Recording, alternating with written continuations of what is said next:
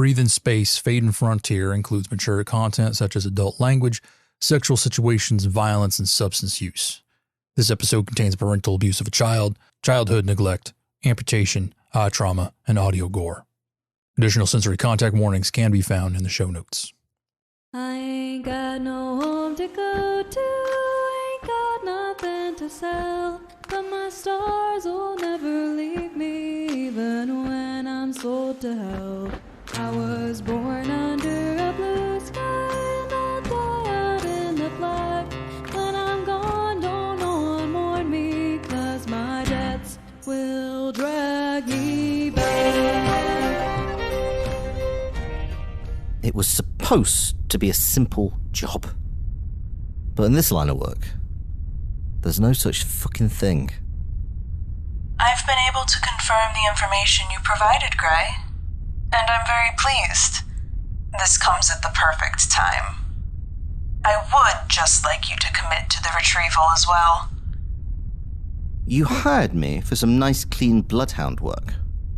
I don't much fancy myself a prodigal child chauffeur service. This is a time-sensitive matter, and you are on site. I need this done now. I already truffle-pigged up your sprog, Senator. Way I see it, the only thing left on my to-do list is the bottle of Outer Eye sitting on my ship. Unless, of course, you'd like to renegotiate. Make your offer. Proper negotiation always starts with an insultingly large number. I could be talked out of my evening with that bottle for, let's say 55 double large. Liquid, no assets. Done. You can transfer custody to my agents on Ceres. The sooner the better, Mr. Gray. It's been a pleasure, as always. The Northern Republic thanks you for your assistance. Now that set the hairs on the back of my neck to standing. Clients so eager to part with their precious cash. Suspicious. Double that for Senator Indoza. Since I'd started working for her, getting extra credits out of her required either a suite of surgical Waldos or a crowbar. Typical NR. Yanks have more cake than anybody. That doesn't mean they spend it. Though being rich does make them feel entitled to muck around in the rest of the system. But the contract was already on my terminal, and I was itching to get my grubby paws on that cash. Well, if I was going to get set up, I figured I might as well make bank in the process. As a counterbalance, I let my usual paranoia off its leash. Got to live to spend, you dosh. Arcturus was a sight to see. Every mooring, dock and hangar was packed full. And the space outside was so thick with ships that it looked like you'd step from hull to hull without ever letting go of metal. A lot of them were grinners. I'd never seen so many in one place. I didn't know there were so many in the whole system. And they descended on Arcturus like skylarks. The place was full of them, moving in little groups through crowds, their ships all clumped together on the leeward side of the station. And they brought my quarry back out the void. Separating the kid from their pack of Perrys wasn't going to be trivial. Thick as terminal thighs they were, never seemed to part. And their ships were battened tighter in port than belter ships were deep in the black. For a couple of days now, I've been a silent, smoking shadow for the kid. And luckily, their routine was as regular as a clockmaker's bowels. Local evening was my best shot. The kid and their grinner friends usually went up to the station's central ring to buy dinner. The central ring was all stores and shops. Lots of bustle. Lots of people. Lots of dark corners. Perfect for lurking. The loyalty to some low-grade station jacks cost less than a metre of volats. And they go on the expense report.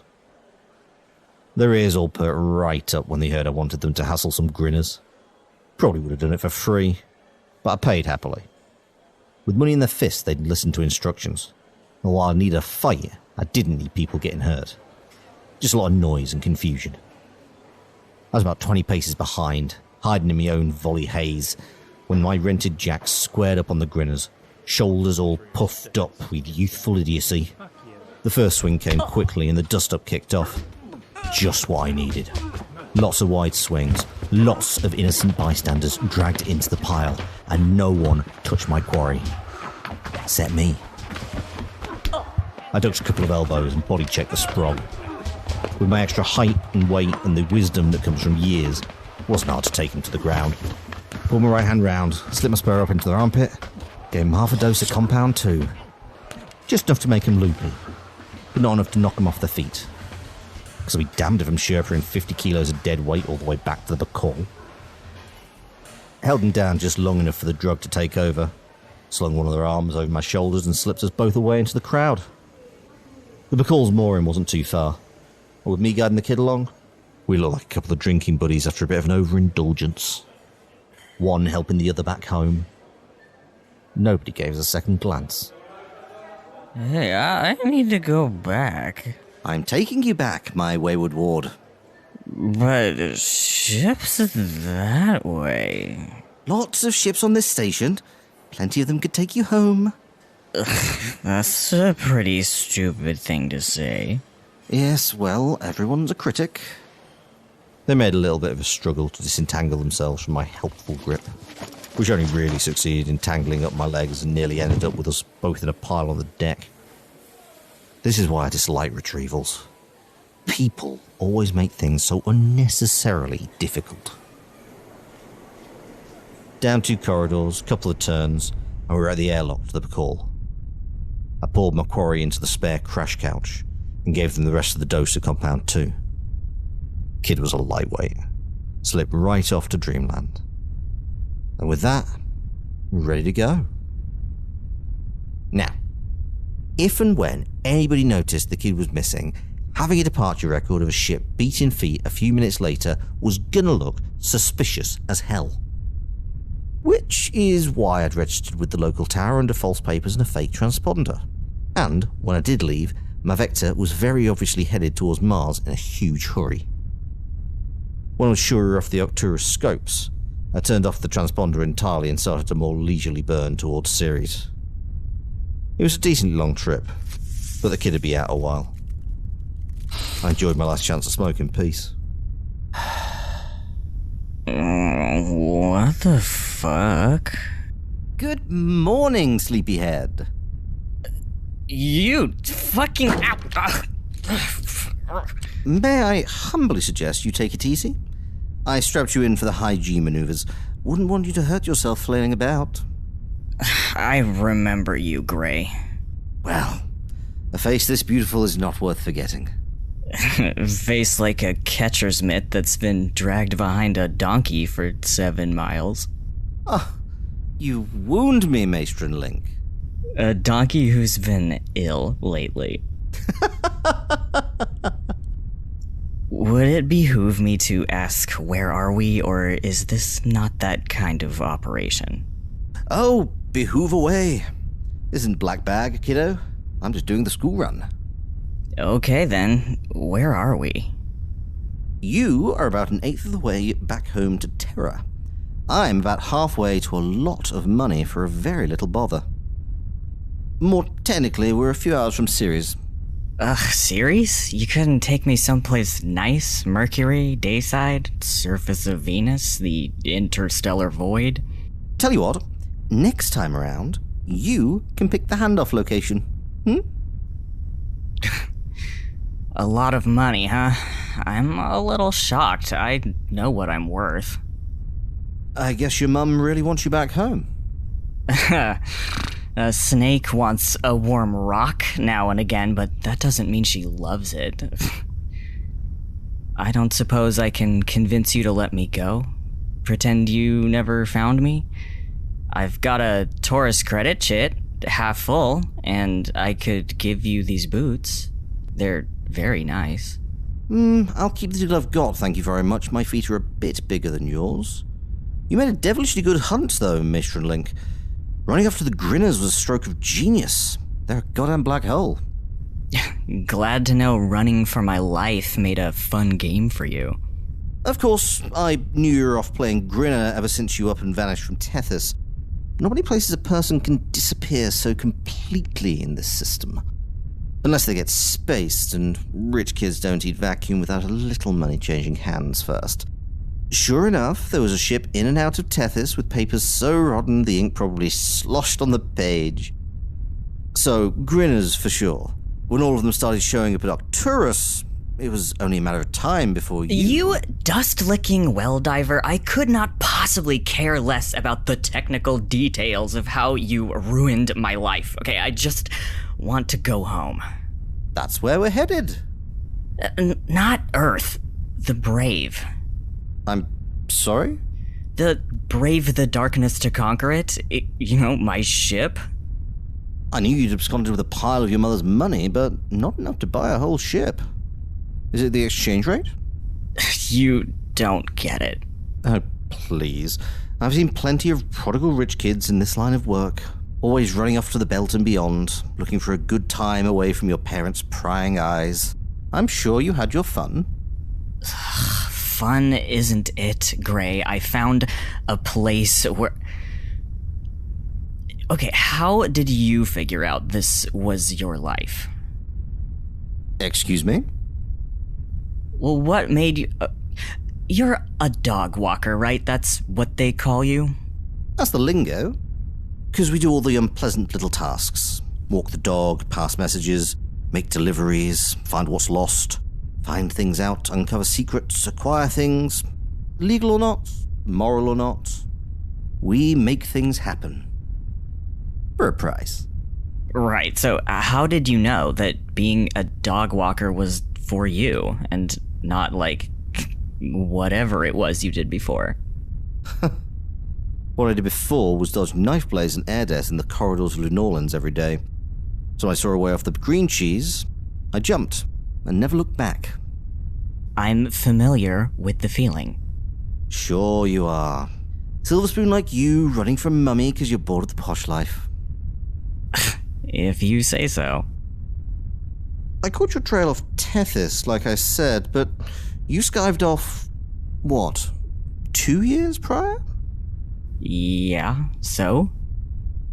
So, I didn't catch 1 cent of you during that time. I'm very good at my job. There wasn't a cent to be had. Where were you? What, so the next time a prodigal rich kid makes a run for it, you'll know where to look? Sure. But also, if you were someplace or places where even I couldn't find you, then you must have been right out at the fringe. Places like that can be interesting. You must have some good stories. And we've got time. I started as a no-go. Marched my ass down to a jungle and hired a sweet old geezer to show me the way. Blue Giant. She was a nice one. Probably would have taught me everything she knew just to have someone to talk to. I kept her well-stocked in starshine by way of thanks. Uh-huh. And what did they call you? Oh, don't try to tell me they didn't give you a no-go name. Every Void Wanderer I've met has got a name. Alloy Engine, Black Betty, Steel Coffin, Bell Thruster. If you ran with them, you had one. What was it? Spin gravity. Spinny. Blue never would tell me why she picked it. It still bugs me. Together, we hit Pluto, Terminus, and Rogers. We parted ways there. I realized 2 no-goes staying together so long would attract attention. After that, I hit the Jovian system, Ganymede, and Io. Had a spot of trouble with the Taurus Bulls on Europa, nearly got my head bashed in. Decided to change things up for a while, and signed on with a freighter making cargo runs from Ganymede to Titan. Got my rating as an exo-welder after that, and did a contract with the Arcturan dry dock, slapping armored hull panels on frigates. Shit, kid. You weren't just playing it being a spacer. I was certainly trying to be the real thing. Before we knew it, we were at Ceres. Getting aboard the station without being noticed wasn't trouble. Ever since the storm, the place wasn't exactly running in tip-top shape. Where Arcturus was a buzzing hive, Ceres was just lost. Like a starving man wearing a suit from a better time. No one was working the tower. What ships were moored were all wrecks, killed by the same solar rays that had hit the station. In the past, a place like Ceres would have had a weapon scan, domestic security. Not now. I hitched the Bacall to an empty airlock and grabbed my gun from the ship's safe. Okay, kid. We're gonna go for a little walk. I looked at the airlock's atmo levels. Never usually a problem in a place like this, but with the station looking for all the world like it was haunted, I didn't feel like taking chances. There's a spare exosuit in the rack. Put it on. Your concern for my safety is touching, Gray. The contract doesn't explicitly say you need to be alive, but I think it's implied. Look at me. You don't get to be this pretty without a heap of caution. And at the moment, I trust the local 8-vac about as far as I could swim in it. We both got suited up, helmets at the ready, and I cycled us into the station.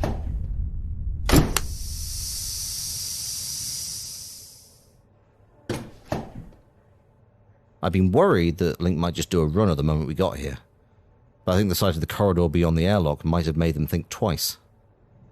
Or maybe they had a different plan. I checked my suit radio and, to my shock, someone was pinging my private comm address. I knew some people on Ceres. At least, I did before. Pays to know people everywhere. I recognized the signature. Farza. That was lucky. Signal source was nearby. I led the kid that way. It was dark. Lights aren't expensive to run.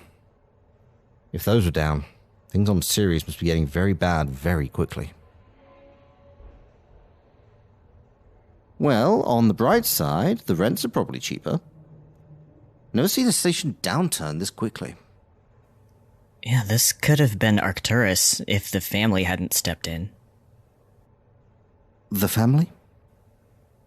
Yeah, the Peregrination. Right. We walked through the empty halls. Doors and hatches left open and unsecured. There were plenty of signs of life, just not recent. Old food wrappers, discarded clothing. Looked like people had cleared off in a hurry. I spied a light ahead. A couple of locals looking a bit worse for wear, sitting in the wreck of what used to be a shop. Farza was standing a little way off. She still had all that hair. Like the mane of some wild animal. Never knew how she fit all of it in an exo helmet. She was expecting us. Spotted me straight away. Farza isn't good people. She's got the morals of a feral cat and the empathy of a Gila monster. She mixes business with pleasure. She's predictable in her evil. She'll betray anyone for profit. But not for fun. And strangely, she never, ever lies. So naturally, I quite like her. Gray. I can't believe I'm happy to see a face so tragic. Farza the Magnificent. What are you doing in this rat hole? Just my amazing luck. I moved my op here just 2 months before the storm. Then let me rephrase. What are you still doing here? Either I'm being a helpful neighbor, or I'm luring the locals into trusting me. Maybe both. Who's your Perry friend? My latest job. I'm playing truant officer. Farza, this is the kid. Kid, this is Farza. Farza the secret seller. Good person to know if you're careful with your coin. And your words. High compliments from the likes of you, Gray. Hi. Very pleased to meet you, suspiciously unnamed individual. Now, no freebies. Loosen up, Gray. The kid looks old enough to talk for themselves. Yeah, Miss Farza, what happened here? The storm, short stuff. What else? Well, yeah, but Ceres was 15 degrees further off axis than Arcturus was, right? How is it worse here? Gray, you got volleys? Always. Hook a girl up. I pulled out my pack and cracked the seal on of a lot for myself. Then slipped the rest of the pack to Farza.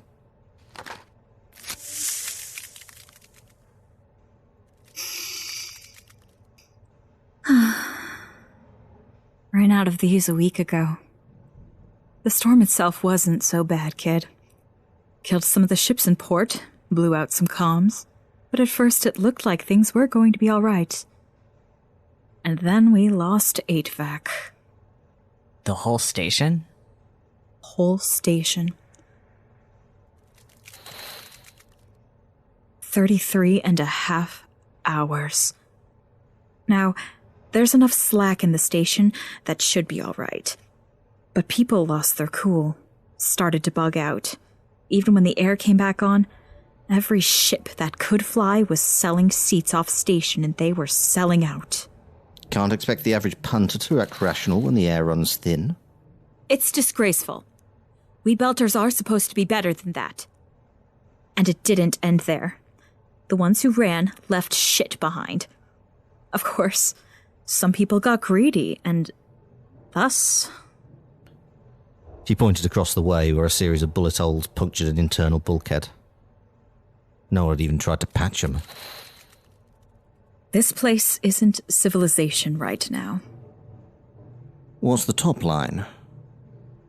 Stable. Almost everyone has turtled up close to the core. Some people are still out here, making trouble. So keep your ears open. Don't expect lights or network access. We're running on minimum power for now. Well, what about the reactor? Has anybody sidelined the containment and rebalanced the mix for the lower output? I don't know the technical bits, but supposedly it'll hold.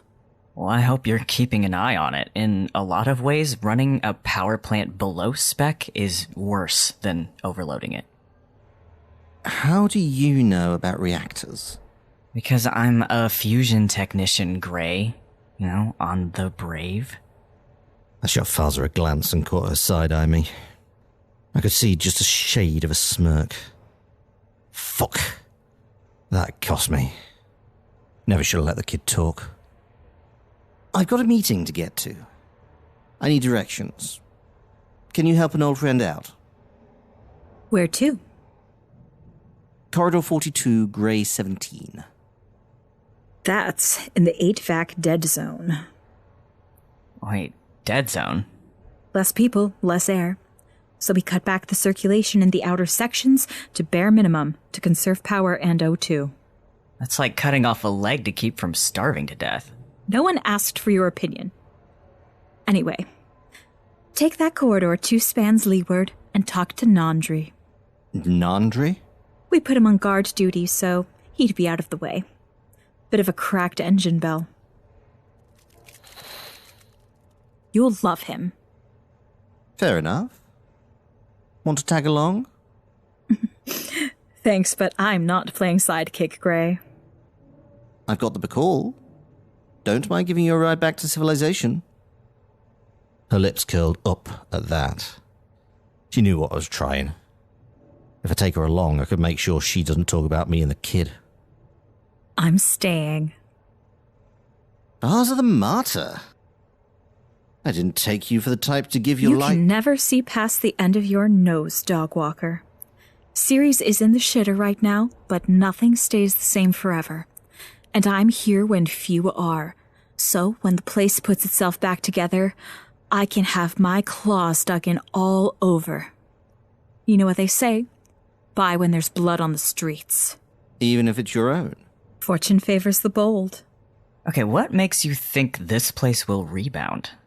The bones are fine, and a place that can hold air is always worth something. Look at Tethys. It's got a bigger GDP now than before the cull. It's an outlaw port. They sell people there. Free market at work. Everything's worth something to somebody. Speaking of, what's silence cost these days? For how long? Long enough. I want a marker. And the other 2 packs of volats you're carrying. Conditions on the marker. I don't violate NDAs and I don't work Venus anymore. What happened on Venus? No freebies. Fair enough. I slipped him my last 2 packs and we shook on the exchange. Farza the Majestic, it's been a pleasure. Be seeing you. I grabbed the kid and dragged them down the corridor. They started to say something, but I squeezed their arm a little till we were well away from Farza and her companions. What are you grinning about? Farza could have raked me over the coals there, but she slipped up. Yeah, is a marker not a big deal? That's a favor owed, right? Yes, and it's a huge deal, but she has to keep her mouth shut or I don't honor it. So now, anybody who wants to buy the news that you and I were here has to outbid how useful I might be to her. And I am very useful. Besides, I love owing favors. That doesn't sound right. Think about it. People owe you something. Money, a favor, anything. And they loathe to look at you. Because you hold something over them. But if you owe them, you're their friend. Because they want to collect someday. Makes them feel safe around you. And Farza's a good one to owe. If this place is still standing in a year, she'll be running it. Well, what about when she calls the marker in? Then I either do it, or I break my word. Doesn't that cause trouble? Do I look like the type who's put off by a spot of trouble? Don't ask me what you look like, Gray. I'm having a bad day, and I'll actually tell you, honestly.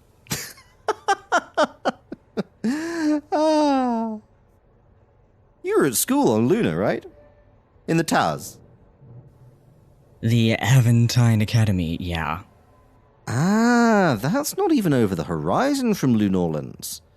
You picked up a bit of the patter. I liked the way the locals talked. Language as a full contact sport.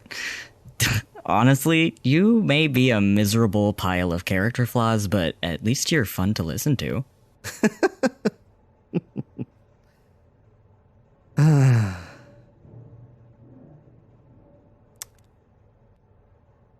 I walked an actual dog. What? You asked how I got into this. I walked an actual dog. That's how it started. You're shitting me. On Luna? No word of a lie. I was skiving around the back door of this restaurant, looking for a handout, and the owner sees me, probably takes pity on me, offers me 10 credits if I take her Pomeranian down to the public garden for it to take a shit. Never seen a dog before in my life, but for money like that, I nearly bit her hand off jumping at the job. You ever see a Pomeranian? Like a ball of fluff that can look back at you. But me and the mutt got along okay, and I keep coming round to walk her. Soon enough, the owner's asking me to run messages and find stuff out. She recommends me to a friend, who recommends me to their boss, who recommends me to... Well, you get the idea. Next thing I know, I'm flying to Terra and being asked to do all kinds of stuff. Hunt people down, spy on rival corporations, pay people off. Never once do I admit that I have no idea how to do any of it. I'm making shit up as I go, but somehow I pull it off. And I get a reputation. And 10 years later, here we are. I know what I'm doing now. Or I thought I did. Wow, so you didn't set out to do this? I was just looking for my next meal. I never had anyone to watch my back. Look after me. I had to do it myself. I know you won't believe me when I say this, but I know how you feel. Sure. I do, Gray. You have a family. You have everything I never... You don't know what my childhood was like. Oh, diddums. Did the velvet cushions chafe your ass? Did all that fancy food hurt your tummy? It's not the material. You don't know what it's like. My ears perked at the sound ahead. Someone idly tapping a bulkhead with a boot. When I peered around a corner, I saw a seated figure leaning against a wall. Suited, but with their helmet tucked under their knees. A shabby-looking gun was draped across their lap. That must be Nandri. Keep your mouth shut this time. I set the palm of my left hand on the butt of my pistol. Ling rolled her eyes, but didn't seem to protest. We approached the figure, who didn't even rise as we drew near, but a pair of coal-black eyes peered at me from under thick brows. Hail and well met, traveller. What business have you in the land of the dead? I'm looking for a box of beauty. Not for me, obviously. For the kid. They could certainly use it. 14 miles, Gray. Quiet. Valiant though your quest may be, I'm afraid it's my charge to guard this door against those who would trespass beyond the river of memory and find themselves where the air does not flow. You're Sir Nandri, right? That is my name. Okay. Sir Nandri, is there some way I could convince you to set aside your charge and allow us to pass? I have credit chits burning a hole in my purse. I have nowhere to spend credit. I gave Nandri a once-over. His cheeks were beginning to hollow from lack of food. His skin was pale, shades of dark purple bruise forming along his hairline, but his eyes and expression were alert. Alert and holding back some sadness, some pain. Perhaps not money, then. I undid the latch of my right glove and stowed it. Holding my bare wrist with my other hand, I slid back the door of the compartment that fed my spur, retrieving the canister of Compound 2 within. Does this appeal? A potion? Aye. What of? Full dose? Slumber. But half or less will fill your head with pleasantly fluffy pink clouds. Ask the kid. Get fuck off, Gray. Would this be payment enough? An acceptable bribe, good sir. I would take it gladly. You are far kinder than those who came before. Those who came before? Terrans, by their accents, if not their uniforms. Brutes, who accosted me for only carrying out my charge. Northern Republic? To my eternal shame, I cannot tell one Terran from another. Right. Well, thank you, Sir Nandri. Enjoy yourself. We passed through Nandri's bulkhead and into the corridor beyond. With no HVAC, the air was still as the grave. Every bulkhead and door closed tight. No lights, no sound. A land of the dead for sure. I felt a nervous tingle up my spine. My client, the senator, had sent agents to take the kid the rest of the way. But why choose Ceres for the handoff? The place was teetering on the edge of collapse. And she'd agreed to the huge payment. No haggling. I suppose that was just a parent's priority, but why would now be a good time for you to be home? What? The senator. When I sent her your lat long, she said the timing was perfect. What's special about now? I'd be the last to know. Well, she's your mum. You don't know? We're not close. We are the opposite of close. She's still your mum. Family. For some people, water of the womb can be as thin as acetone. Family is family, right? Spoken like someone who's never had one. I won't go back. To what? A penthouse? A private orbital? To the control of my mother. Poster child for self-obsessed narcissism. Too powerful to fight. Too rich to threaten. I'm not a person to her, Gray. I'm just a thing. From the day I was born, okay, I was useful for photo ops and lines in her government bio. That's it. Put me up in a pretty outfit every election cycle, then ship me back to a boarding school on the moon the rest of the time. Do you know what it's like to have no control over your own life? I couldn't pick my school, my classes, my activities, my friends. I couldn't do anything. Speak for myself, think for myself. I couldn't be me. I didn't even know who I was. My entire childhood was spent with her telling me who I was, making me be that person, just an extension of her. And any little infraction, step out of line, try to assert even the tiniest degree of autonomy, and people like you come out of the woodwork to set me straight, put me back in my box. I don't know what she wants me for now, but I know I'm not what she says I have to be. I'm me, Gray. I'm Lieutenant Link Ikaskin, second reactor technician of the Brave the Darkness to Conquer It, hearthship of the family. I found my people, okay? I found a me that I can be happy to be, and you want to drag me back. What an ungrateful cunt you are.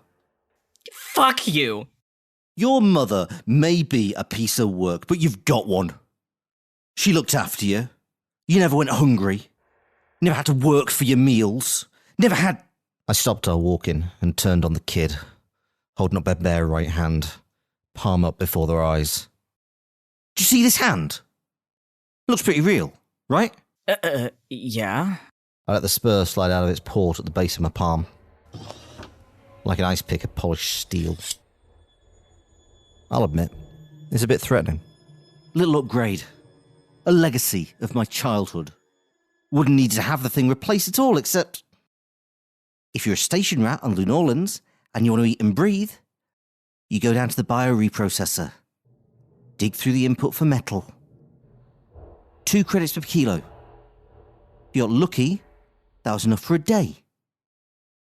Could never really get out of the hole, but could keep you from falling further down. I don't know how old I was. I don't know how old I am now. But I was alone. No one looking after me. One day, rummaging through the input, cut myself. Didn't even notice. Couldn't stop working though. Needed the money. Couldn't even get a bandage to cover it. So it gets infected. No one around to take me to the doctor. It gets worse and worse and worse, and after a couple of weeks, it's in my blood. I collapsed from the sickness, from the pain. Nearly died. And me with massive air debt to the municipal HVAC. Only free medical care was to get it lopped off. Shit. Only got a decent replacement when I started dog walking. Got this particular model a few years back. Useful tool, but I think I'd rather have the original. I'm not sure I want to hear about how rough your childhood was. I turned away, stowed my spur, started to fasten my glove back into place. Gray? What? Take a good look at my left eye. What? My left eye. Really look. I looked. Seemed fine at a glance. I had to actually lean in to give the kid's eye a proper shufty. Even then, it was only when they deliberately looked up to one side that I saw what the kid wanted me to see. Oh. That's a pretty convincing one. Top of the line. Best money can buy. How'd you... A defect. Found out when I was 9 that, oh, cruel world, I would have needed corrective lenses. So unsightly for the child of a senator. But surely... But surely having a team of surgeons carve out the entire eye and installing a very expensive, very painful implant in its place, surely that's a bit overkill, right? I know you're mad. Okay, I am too. I think we both have a right to be. Right. Okay. Shit. Fuck! I've still got to hand you over. Why? Because I can't not. It's not the right thing to do, but I can't not. It's the job.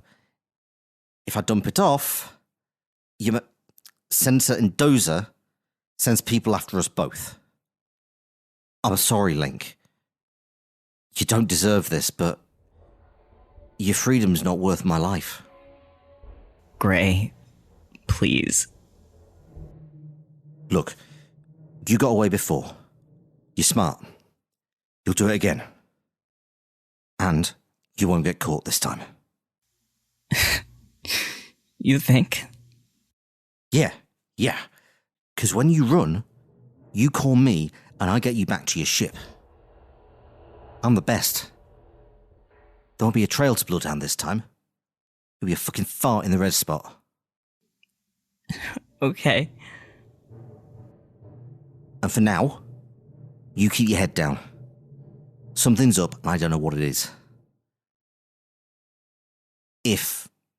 When things go tits up, just run. Yeah, I can do that. We walked again. In silence this time. As we approached the bulkhead at the end of the corridor, I drew my weapon and made sure Link was a pace or two behind me.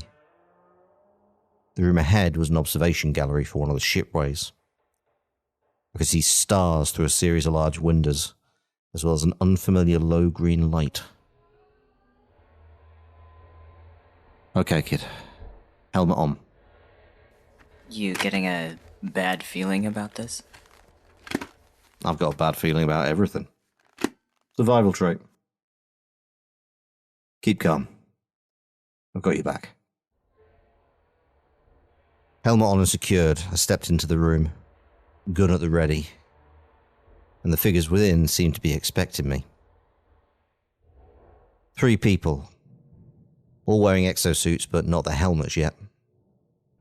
Behind them, several more shadows were bodies laying on the floor. The closest figure's eyes locked on me, and their mouth twisted into a grin. Gray! About time you showed up. We were starting to figure you'd fucked off. Cambridge. I didn't think this was an official job. From Nandri's words, I'd expected Terrans. But Cambridge was with Axe. The advanced scene legal executive. The underhanded, behind-the-scenes, hush-hush, deny-it-if-we're-ever asked arm of the same government where a certain senator held power. The kind of people who did what needed doing, legal or not, moral or not. Basically what I do, but bigger budget and badges they never carried. Am I ever on an official job? Your part's done now. We'll take custody of Mick Sendoza. I put a hand on Link's shoulder, as if I would shove them over, but paused. My eyes flicked to the bodies in the back of the room. Belters, by the look of them. Same sort of clothes Nandri had. Dirty faces. Thin arms and legs. Locals. I indicated toward them with my head. One of them had a gun in hand. Who are they? Run into trouble? Cambridge exchanged a look with her associates, before turning back to me. No trouble, just setting the scene. Of course. I didn't like this. Nothing about this said custody handoff. What scene were they set in? Why had the Ceres sent a bloody wet team for a babysitting job? So, the kid? I raised my gun. It was pointing at Cambridge's chest. Fuck, Gray? You're on the clock. Oh, fuck the job, Axewipe. This stinks. I'm done. I started to push Link backward into the corridor. Cambridge's eyes narrowed at me. Nobody had been expecting me to grow a conscience. Even me. Especially me. But they were planning something here. And it wasn't just to take Link back to Terra. There was a tense moment. I should have just pulled the trigger. She moved closer and I realised my mistake too late. Before I could fire, Cambridge had a hand on the gun and another on my wrist wrenching upwards. The shots went wide. Link, move! Get the kid. I'll handle this asshole. I hooked one ankle behind Cambridge's and took her to the floor, hoping that with the extra leverage I could get control of the gun. As we fell though, one of her hands moved to a belt. There'd be a knife there. That's what I'd do. In a clinch like this, a blade was bad news. She didn't need any room or time to turn me into meaty ribbons. Fortunately, I shoot southpaw. My right hand was free. I slammed my cybernetic hand open palmed against Cambridge's bare face. The spur, needle sharp, went through the glove of my suit like it was nothing. It's built to slip into flesh with all the subtlety of a shadow. Against something as hard as Cambridge's skull, it'd be pretty useless, but the bone of the eye socket's very thin. The spur broke through. I sent the impulse to inject compound 2. There was no canister now. Gave it to Nandri. The air pressure of my suit suddenly wanted to equalise with low atmo around us, and its only path was through the inside of Cambridge's head. It wasn't pretty.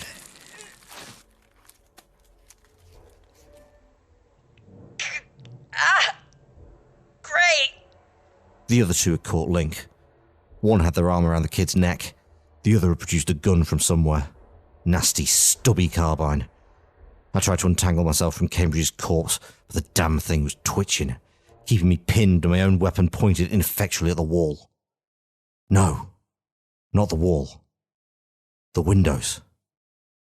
This was a very bad idea, but I was all out of options. Taste vacuum. I saw their head snap round just as I unloaded a dozen rounds into the observation gallery window.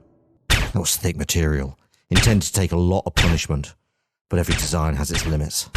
It hadn't been built for sustained fire. The window shattered into a cloud of glittering splinters, and the world became a roar of rushing wind. The decompression hit us like a freight train. Cambridge's body and I went flying, as did one of the goons. The other caught hold of the railing for half a second, until Link grabbed his boot. The extra drag caused the Terran to slip, and both of them followed. As I floated into the black around Ceres Station, everything became silent as the void. Except, what was that? Oh, yeah. When I killed Cambridge, I popped a hole in my own suit glove. Shit. Oh, fuck. Gray? You there? Yeah, for the moment, yeah. What's your status, Link? God, floating. I don't know what to call them. Those guys are dead. Good. That was the idea. I rushed to look back at Ceres Station. I couldn't see any more vapour plume from the hole I'd made. We'd only vented part of the sealed section. We need to figure out a way back. Well, my suit doesn't have M thrusters. Doesn't yours? No. I'm really wishing I'd bought the next model up right now. Great. Wait for rescue? I mean, yeah, but I hope they hurry. I was trying to hold the hole in my glove closed. It wasn't working. The suit's estimate for how long I'd be able to keep breathing was, well, not reassuring. Hey, were those guys from axe? Yeah, Wetworks. Kinda sounds like you knew them. My line of work's not nice. You meet not nice people. I think they were going to kill you. I don't... Hey, it's okay. I get it. No, it's because I'm not sure why, though. Pisses me off. Well, if they were axe, then my mother sent them. Yeah, but why? Because she's an evil bitch, Gray. No, why on Ceres? Why now? It's too risky. If somebody found out that a senator's kid died there, then they'd be... Oh. There'd be an interplanetary incident. Terrans would be furious. Probably demand something be done. And there's nobody left on Ceres to do anything. Or fight back. So the NRS and the other Earth states can move in. Shit. Yep. Ceres isn't exactly in mint condition, but it's still a prize. Terrans would have a foot in the belt. My suit pressure hit 50%. Listen, Link. You've probably got enough air to hold out for rescue from the station. I don't think I do. Gray... Shut it. After I kick it and you get picked up, go and get the Bacall, okay? She's yours. She's a good ship. Take her and go back to your family. God, maybe that'll make up for me fucking with your life. Gray... No, it's okay. I've had a pretty good run. This way, there's no loose ends. And don't worry about my body or anything. Just... Lieutenant, this is the Brave the Darkness to Conquer It. Report. What? When you were getting all armed and ready, I turned on the Bacall screen line. Knew the family would see it and come running. Brave, this is Link Ikaskin reporting. Captain, don't worry, I'm fine. Oh, thank the stars. Lieutenant, you have missed nearly a week of shifts. I'm putting this on your service record. Aye, Captain. I'm sure you can triangulate my suit radio, but I got another for you to pick up. Say hello, Gray. Hello, Gray. Verified. We'll have you aboard momentarily. Okay, so I'm saving your butt now. You saved mine a minute ago. But you were also the one who abducted me in the first place, so I think the math works out that you owe me, Gray. Start a tab, I guess. Great. Oh, there they are. Protocol is to fire out a tether, and we can grab hold. Yeah, see? That. I'll go first and do the talking. Stay calm. I've got your back. As we were pulled into that Grinner ship, my suit ticked down to 30% pressure. I held my breath for the last little bit.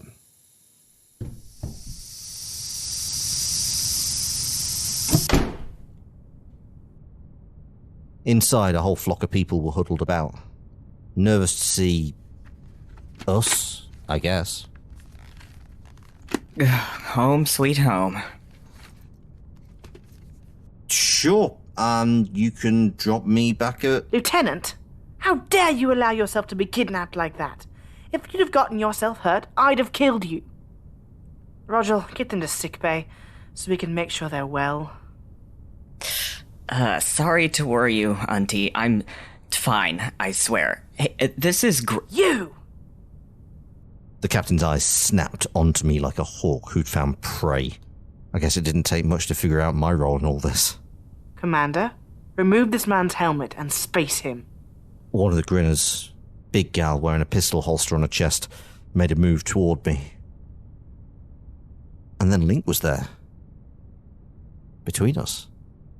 Whoa, no, this one's mine. Lieutenant, if you'd wanted to kill him yourself... What? No, Captain, he's my... The kid looked over their shoulder at me, eyebrows furrowed, lips tight. Brother. Since when? Right now. That's not how this works, Link. You have to... It's how it works today, Auntie. I'm claiming him. We can fill out the paperwork later, but he is my brother. The captain gave me another look, eyes still burning with fury. And then... No, it must have been a trick of the light. Very well. What is your name, Link's kin? Who? That's you, dumbass. Oh, Robert Greyfriar. Wow, you don't seem much like a Robert. Well, yeah, hence Grey. Alright, Grey then. Grey, Link's kin. Do you understand what this means? No! I have absolutely no fucking idea! Ulka! Nibbling, will your brother be joining us on the Brave? Link and I shared a look, which, despite having no words, was nonetheless modulated with a lot of information. Grey isn't done wandering, I think. We should take him back to his ship, docked at Ceres, the Bacall. Good. We don't have the resources to waste on him at the... Do you know what Grey does, Auntie? I have heard the term Dogwalker bandied about. Yeah, that's someone who does, well, anything, really. How do you put it, Grey? Unpleasant little tasks. Walk the dog, pass messages, make deliveries, find what's lost, find things out, uncover secrets, acquire things, legal or not, moral or... No. Just, I can make things happen. Anything that's not wrong. Sounds like someone useful to know. Right, Captain? I see. Very good. Link, I'm glad you're safe. Grey, it is not terrible to meet you. Okay, you don't know the Captain, but that was a very warm welcome. Link, I'm not sure I can be I'm not used to... Hey, I get it. I don't care. You said you didn't have family. You do now. You've got me. We'll figure it out from here. Wow. Okay. Then... You've got me too. For whatever that's worth. I wasn't sure what more to say. I don't think I've got the proper words to string together for things like this. But I grabbed hold of Link's arm and gave him a little nod. And when they nodded back, they were smiling.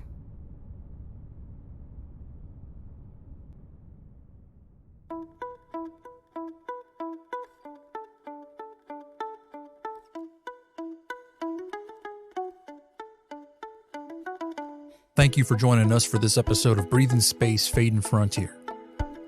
This episode, The Long Way Home from Ceres, was written, directed, and edited by Scott Paladin. Grey was voiced by Vic Collins. Link Ika's kin was voiced by Kasha Mika. Farza was voiced by Christine Tardif. Nandri was voiced by Devin Nelson. Ika Amity's kin was voiced by Rue Dickey. With additional voice work by Megan Cross and Emma Johanna Paranen. Our theme, Blues for the Black, was composed by Malcolm Frotog with vocals by Jeremiah and lyrics by Scott Paladin. You can find links to learn more about our cast and crew in the show notes, and more information about our show at our website, breatheinspace.lawofnames.com. Breathe in Space Fading Frontier is a Law of Names production.